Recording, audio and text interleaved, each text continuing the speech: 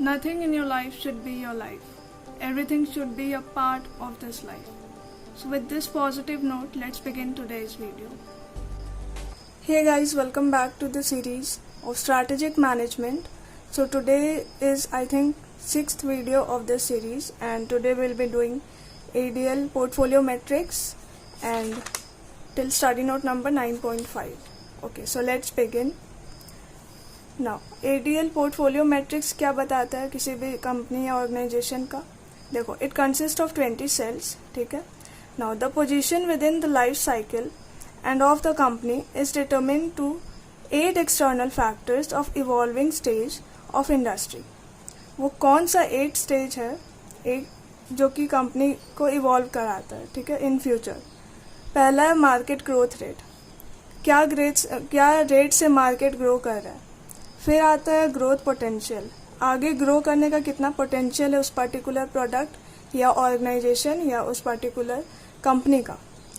Now breadth of product line, वो product line कहाँ तक एक्सटेंड हो सकता है, ठीक है. नंबर ऑफ कॉम्पिटिटर्स, कितना कॉम्पिटिटर है हमारा. Now spread of market share among the competitors, हमारा जो कॉम्पिटिटर है उसका मार्केट शेयर का कितना दूर तक वो फैला हुआ है, ठीक है. कस्टमर का लॉयल्टी कितना है हमारा कंपनी में. एंट्री बैरियर है या नहीं इस पर्टिकुलर मार्केट में. टेक्नोलॉजी का क्या काम है.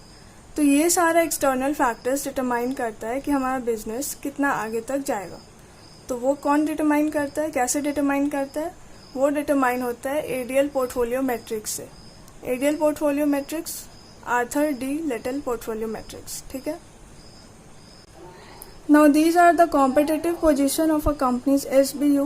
SBU बोले तो strategic business unit or product line that can be classified as dominant, strong, favorable, tenable, weak.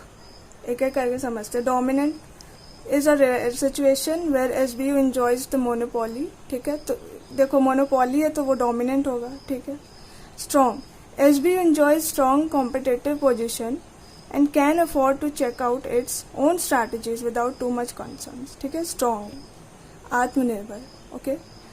Favorable, no firm will enjoy dominant market share and competition will be intense. Strategy formulation much more depends on the competitors move, ठीक है. तो favorable कब पता चलेगा, जब competitors का move favorable होगा हम लोग के लिए, ठीक है. Now tenable, a firm can survive through specialization and focus, ठीक है. Vulnerable to stiff competition in the market. Now weak firms will show poor performance of course and can withstand with niche strategy and can become strong players in their area. अब आते study note number 9.5 में stages in strategic planning.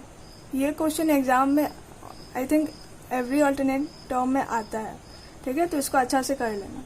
Now what are the stages in strategic planning. Stage 1 क्या है, strategic option generations, ठीक है. क्या क्या option पहले जनरेट करेंगे. तो देखो, variety of alternatives are considered relating to firm's products and market and its competitors. Examples might be increase in market share, penetration through international market, concentration on core competencies, acquisition or expansion, ठीक है. ये सारे examples है. तो ये सारा हम लोग को ऑप्शन मिलता है कि क्या क्या ऑप्शन जनरेट हो चुका है और हम लोग को क्या क्या चूज करना, ठीक है. अब इवेल्युएट करेंगे तब तो चूज करेंगे. तो स्टेज 2 में आता है स्ट्रैटेजिक ऑप्शन इवेल्युएशन. ये सारा जो ऑप्शन है फॉर एग्जाम्पल उसको इवेल्युएट करेंगे, ठीक है. तो each option is then examined on its merits. किसका क्या मेरिट्स एडवांटेज है उस बेसिस पे उसको एग्जामिन किया जाता है. So does it increase existing strength. क्या हम जो चूज करने वाले ऑप्शन क्या वो एग्जिस्टिंग स्ट्रेंथ से ज़्यादा इंक्रीज कर सकता है किसी भी कंपनी ऑर्गेनाइजेशन का. If yes then choose that. Second, does it alleviate existing weakness. क्या वो अभी का जो वीकनेस उसको कम कर सकता है वो जो ऑप्शन हम चूज करेंगे. हाँ, अगर हाँ तो प्लीज़ उसको चूज करो, अगर ना तो उसको इग्नोर करो. No, is it suitable for firm's existing position. कहीं उसको कोई मार्केट से थ्रेट तो नहीं होगा. तो अगर वो सूटेबल है then please choose that option. Is it accepted to stake holders? Stake holders को अगर वो डिसीजन एक्सेप्ट नहीं होगा तो obviously no one will invest in that particular organisation. तो वो स्टेक होल्डर्स के बिहाफ में भी होना चाहिए एक्सेप्ट. ठीक है. अब आता है स्टेज नंबर 3. स्टेज नंबर 3 क्या है? Strategic selection. ये हम लोग इवेलुएट कर लिए मेरिट बेसिस पे. अब वो हम लोग सेलेक्ट करेंगे. तो it involves choosing between the alternative strategies. This process is strongly influenced by the values of managers in selecting the strategies. ठीक है. तो हम लोग सेलेक्ट करेंगे ये सब में से कौन सा ज़्यादा बेटर होगा किसी भी ऑर्गेनाइजेशन या कंपनी के लिए. नेक्स्ट आता है स्टेप्स इन स्ट्रैटेजिक प्लानिंग. ये क्वेश्चन भी बहुत बार आ चुका है एग्जाम में, प्रीवियस टर्म में. तो what are the steps in strategic planning? So there are total I think 7 or 8 steps. Yes, 8 steps total. Total 8 steps are there and you have to obviously write all 8. So, internal analysis that encompasses assessing company's strength and weakness, financial performance, etc. and the critical issues facing by the organization. इसका मतलब पहले हम लोग internally analyse करेंगे किसी भी company का क्या स्ट्रेंथ है, क्या वीकनेस है, उसका फाइनेंशियल पोजीशन क्या है, फाइनेंशियल परफॉर्मेंस क्या है, क्या क्या क्रिटिकल इश्यूज वो ऑर्गेनाइजेशन फेस कर रहा है उस पर्टिकुलर टाइम में. ठीक है. Now number 2 is external analysis focus on analysing competitors, assessing opportunities and threats that could impact the organization and other potential outside influences on the organization.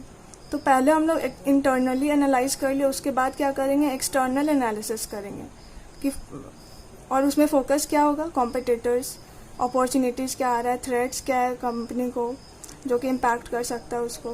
ठीक है. और क्या क्या पोटेंशियल उसको बाहर से मिल सकता है उसका ग्रोथ के लिए. Next, summarizing the current situation based on the information gathered and evaluated in the steps 1 and 2. अब ये स्टेप 1 एंड स्टेप 2 में जो हम लोग को मिला है, स्टेप 1 एंड स्टेप 2 में जो हम लोग को पॉइंट्स मिला है, क्या क्या अपॉर्चुनिटीज़ है, क्या क्या थ्रेट्स है, क्या क्या इंटरनल स्ट्रेंथ है, वीकनेस है, उसको हम लोग एक समराइजेशन कर लेंगे, समराइज कर लेंगे based on the information gather. ठीक है. नाउ नेक्स्ट 4th स्टेप क्या है? Development of a mission, vision और purpose statement. Obviously if you are no vision in your life you will land up nowhere. तो एक firm का भी वैसे ही होता है. वो फिर समराइज करने के बाद क्या करेगा? एक मिशन, विजन या एक पर्पस का स्टेटमेंट डेवलप करेगा. ठीक है. और देखो here focus in organisation and its people on what the organisation is all about and what is important to organisation. ठीक है. वो पूरा एकदम एनालाइज कर लेगा कि क्या ऑर्गेनाइजेशन किस बारे में, क्या उसको प्रोडक्शन करना है, कहाँ तक लेके जाना है, वो पूरा मिशन और विजन डिफाइंड हो जाएगा. Now after defining the mission and vision और purpose statement of any organisation, next come steps. Next step क्या आता है? Goal setting. Goal setting establishes framework and basis for development of other key elements of plan. ठीक है. हम लोग planning भी कर लिए, विजन मिशन सब बना लिए, उसके बाद आता है गोल सेटिंग. ठीक है. लाइफ में एक गोल होना चाहिए. वैसे ही कंपनी का भी एक गोल होता है कि इस पर्टिकुलर ईयर तक इतना टर्नओवर जनरेट करना है या फिर इतना प्रॉफिट जनरेट करना है. ठीक है. तो वो फिर हम लोग करेंगे स्टेप नंबर 5 में. उसके बाद नेक्स्ट करेंगे defining objectives that support the goals. फिर ये गोल्स जो हम लोग बना लिए उसके अकॉर्डिंग हम लोग ऑब्जेक्टिव्स बनाएंगे. ठीक है. फिर उसको डिफाइन करेंगे कि क्या क्या ऑब्जेक्टिव्स है जो कि ये गोल्स को अचीव करने में हेल्प करेगा. Now development of strategies. फिर हम लोग स्ट्रैटेजीज डेवलप करेंगे. कैसे करेंगे? We have already done here 3 steps of strategic development and ठीक है. तो वो हम लोग डेवलप करेंगे स्ट्रैटेजी. और लास्ट में क्या है? लास्ट स्टेप क्या है?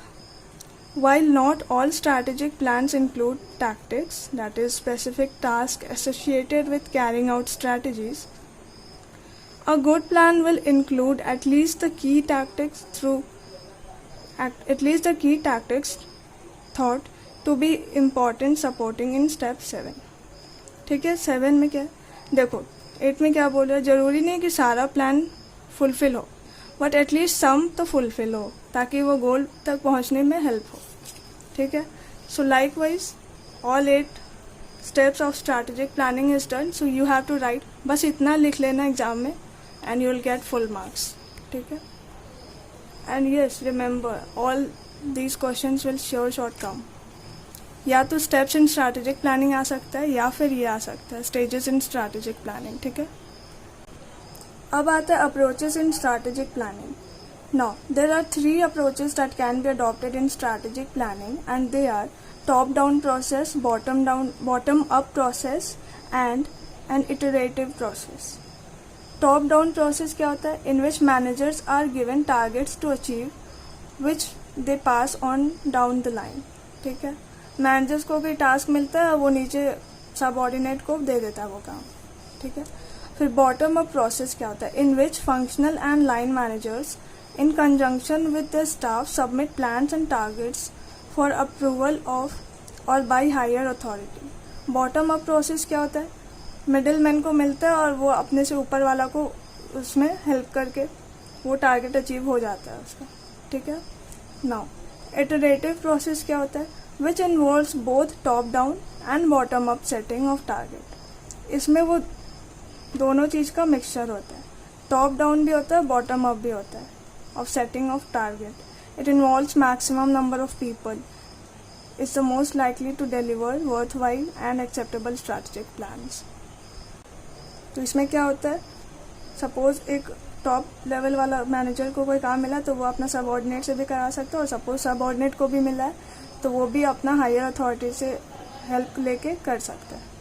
Now let's come to distinction between strategic management and strategic planning.